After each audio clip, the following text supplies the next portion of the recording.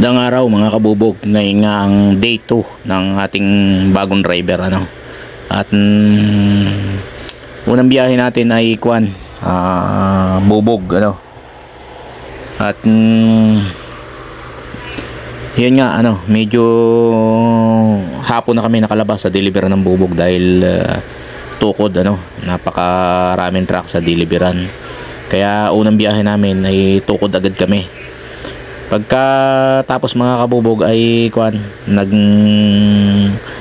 nagpakarga ako ng solid, pangalawang deliver namin ay solid at talagang tinitrain natin ng husto itong ating bagong driver dinala natin kung saan suotin at kadadala na nga natin kung saan ay naligaw kami. Ayan, sa pagkakataong yan mga kabubog ay hindi na namin kabisado ang daan dahil umiiwas kami sa traffic sa Tanawan, ay naituro kami sa maling daan at naligaw kami. Parang napapunta kami sa papuntang Talisay sa may Trapiche, papuntang Talisay at ang nangyari pagdating doon sa may highway ng papuntang Talisay ay kumaliwa kami uli pabalik ng Tanawan at lumusot kami ng expressway so sa pagkakataon nga yan palit ang daan mga kabubog at hindi na namin kabisado at kaiwas nga namin sa traffic ay ayan, napalayo lalo kami at kaya nga nakalusot din kami at nasa expressway na ako niyan at nakarating din kami doon sa aming pupuntahan kasi nga pipick up kami sa Malbar diyan sa Riles. Mamimick up kami ng bubog at may tumawag nga sa atin dyan na mga hindi natin followers at ayan nga, pinapatras ko na yung dyan, sinisinyasan ko kung napakalso pa. So dyan mga kabubog, malalaman mo kung talagang marunong yung driver mo napakahaba ng atras na yan.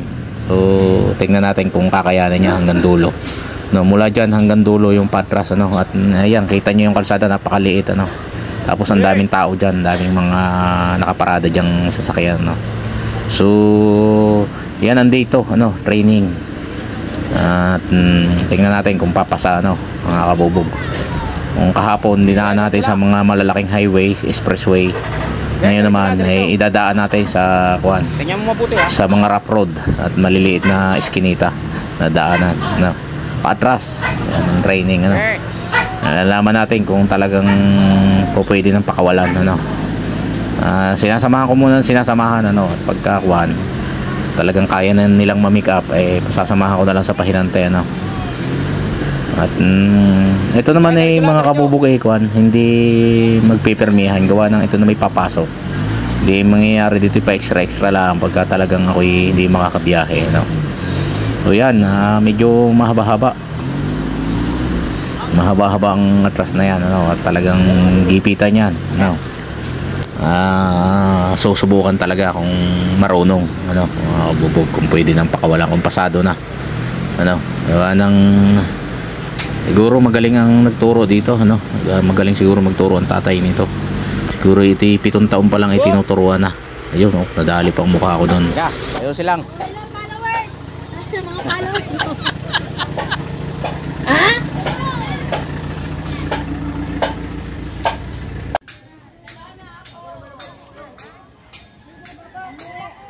yan nga mga kabubog Rally HG. Pabalik na tayo nakapagkarga na tayo ng ating backload at pabalik na ulit tayo ng Kalamba kaya yan, palabas na tayo dyan. Tignan nyo naman kung gano'ng kagipit yan sa mga kabubog sa piniga pa namin yan halos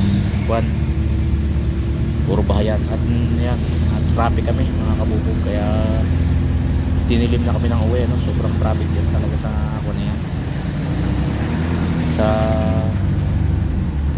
sa Santo Tomas.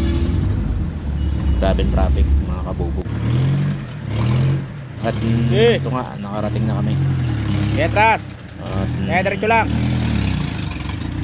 7:30 na yata ng gabi. Sige. So mga mga kabubog, maraming salamat sa pagsubaybay. Bali, nakadalawang deliver kami. Di ba? Isang baklog. So yun lang. Dyan na. Okay na. 7:30 na.